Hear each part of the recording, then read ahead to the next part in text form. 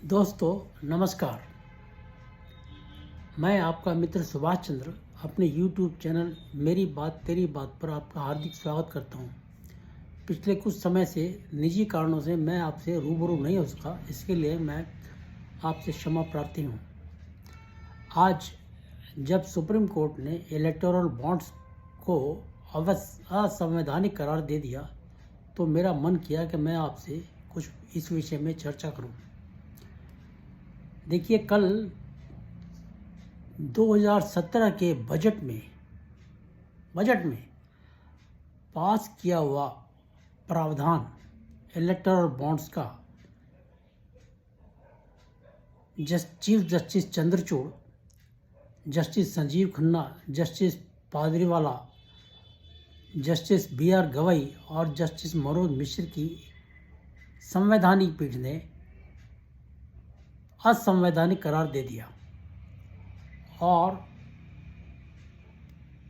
Justice Chandrachud ने जो शब्द कहे, एक खास शब्द कहे, उनके ऊपर मेरा ध्यान गया है। उन्होंने कहा कि राजनीतिक पार्टियों को आर्थिक मदद से उसके बदले कुछ और प्रबंध करने की व्यवस्था को बढ़ावा मिल सकता है। काले धन को काबू पाने का एकमात्र तरीका इलेक्टोरल बॉन्ड्स नहीं हो सकता, इसके अन्य भी विकल्प हो सकते हैं।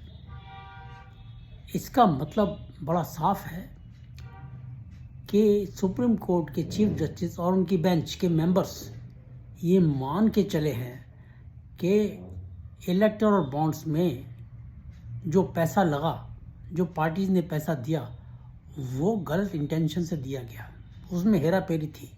ये मान के चल रहे हैं, इनके शब्द देखिए आप जरा। और ये भी मान रहे हैं कि सरकार का ये कदम काले धन को काबू पाने के लिए था, यानी कि इस चीज़ को डिनाई नहीं कर रहे हैं। फिर साथ में ये भी कह रहे हैं कि आप इसके लिए अलग से दूसरा कानून बना सकते हैं। मतलब ये कानून गलत है, दूसरा कानून लेके आओ। अब कल को कानून अगर दूसरा ले आई गवर्नमेंट, नया अध्यादेश ले आई, तो आप कहाँ खड़े रहेंगे? लेके आएगी गवर्नमेंट, जरूर लेके आएगी।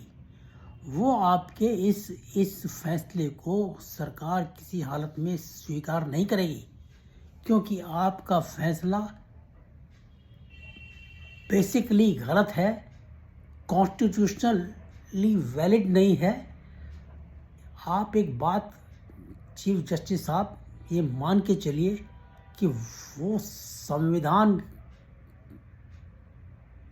संवैधानिक दृष्टि से कानून गलत नहीं था।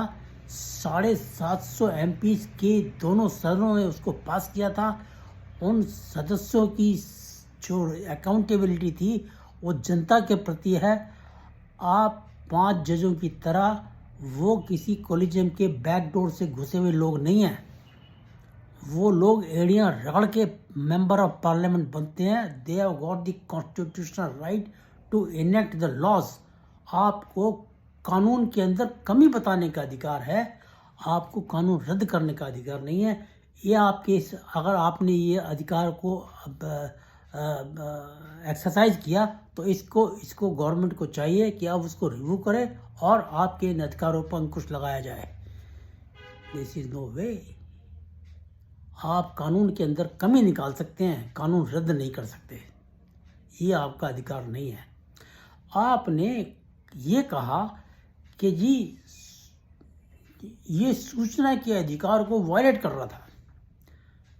ओके, सूचना के राइट टू इंफॉर्मेशन के अधिकार को वायलेट कर रहा था। आपको चाहिए था to that extent.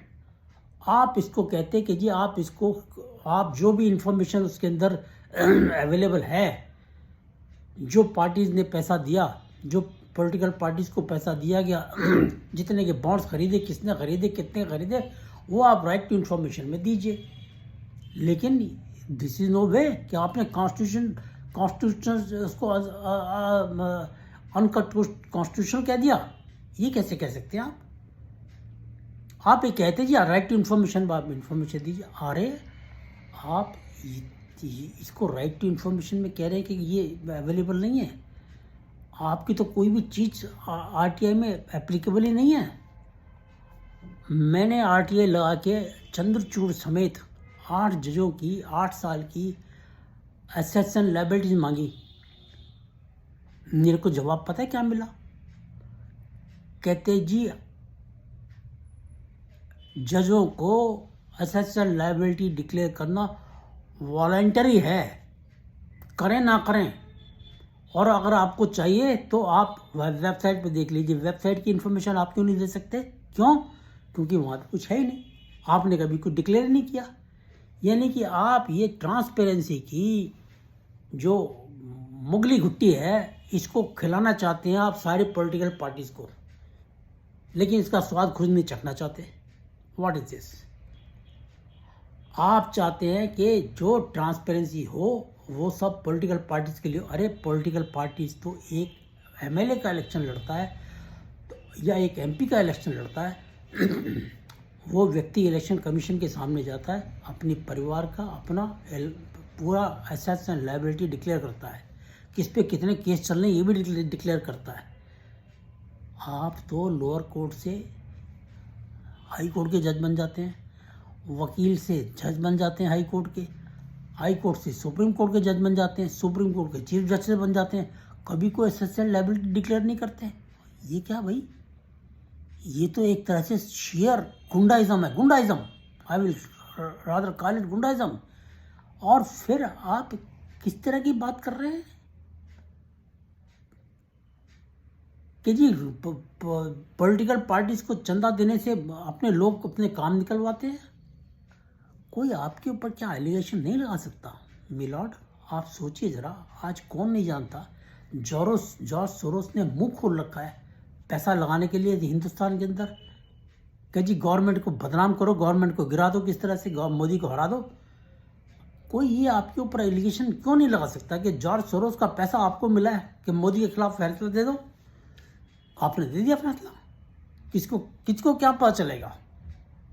Who will come to know? Because आपकी तो एसेट्स एंड लायबिलिटी कोई डिक्लेयर होती नहीं है, ना आपके परिवार की, ना आपके बेटों की, ना बेटियों की, किसी भी एसेट्स एंड लायबिलिटी डिक्लेयर नहीं होती है। किसके खाते में? हिंदुस्तान के खाते में, पाकिस्तान के खाते में, बांग्लादेश के खाते में, किसी भी कंट्री के, स्विट्जरलैंड के बैंक के खाते में। किसको क्या पता आपके पैसे में, आपके परिवार में किसको कितना पैसा गया? Nobody knows it. तो आपके ऊपर भी तो एलिगेशन लग सकता है, क्यों नहीं लग सकता? बड़ी सिंपल सी बात है। आप ये सोच के चल रहे हैं कि जी नहीं पॉलिटिकल पार्टीज को पैसा दे दिया तो अपना काम करवा रहे हैं जी अपना। आप एक बात को भूल रहे हैं, मोदी गवर्नमेंट ने कोई गलत काम नहीं किया, उन्होंने कोई चीज़ छुपाई नहीं। ये कहा गया है कि 2022-23 में 850 करोड़ रुपये का चंदा इकट्ठा हुआ, जिसमें बीजेपी को 720 करोड़ 700 कितना मिला 719 करोड़ का चंदा मिला और कांग्रेस को 79 करोड़ का मिला। बीजेपी ने ये तो नहीं कहा कि हमको 79 करोड़ का मिला और कांग्रेस को 720 करोड़ का मिला। जो दिस इज कॉल्ड ट्रांसपेरेंसी। आपके पास तो कोई ट्रांसपेरेंसी नहीं है, फिर भी आप कानून को रद्द कर रहे हो। ऐसे रद्द नहीं कर सकते साहब। और ये आप ये मान के चलिए, मैं जो कह रहा हूँ, ये जो आपने कह दिया ना कि जी ये राजनीतिक पार्टीज को चंदा देने से लोग अपने काम निकाल लेते हैं, ये आपने अपने गले में हड्डी डाल ली है ना। आप इसको खा सकते हैं ना निगल सकते हैं। क्यों? क्योंकि अब कल से आप देख ली ना, चारों तरफ आवाज़ उठ रही है कि आप अपनी एसेट्स एंड लायबिलिटी क्यों डिक्लेयर कर रहे हो। चारों तरफ आपके ऊपर इतना प्रेशर पड़ेगा कि आपको झेलना मुश्किल हो जाएगा। आप मोदी को छेड़ रहे हैं mister Chandrachud. He is not taking strict action against you people. आपको वो ऐसा बांध देंगे एक दिन, गवर्नमेंट को आप मजबूर कर रहे हैं सख्त एक्शन लेने के लिए। आप परेशान हो जाएंगे। फिर कल को वो आपको नहीं पूछेगा कि जी एसेट्स एंड लायबिलिटी डिक्लेयर करने के लिए आपसे पूछा जाए ना, वो ऑर्डर कर देगा आपको एसेट्स एंड लायबिलिटी डिक्लेयर करनी है। और आई एम श्योर आपके इस फैसले के ऊपर वो ऑर्डिनेंस लेके आएंगे, आपके इस फैसले को नलीफाई करेंगे, रद्द करेंगे।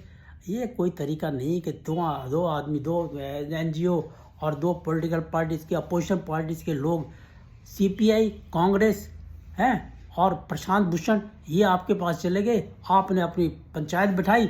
ये सुप्रीम कोर्ट है, ये अपोजिशन का इंडिया अलायंस चल रहा है वहाँ पर कि मोदी को किस तरह डाउन कर दो बस. This is apparently very clear.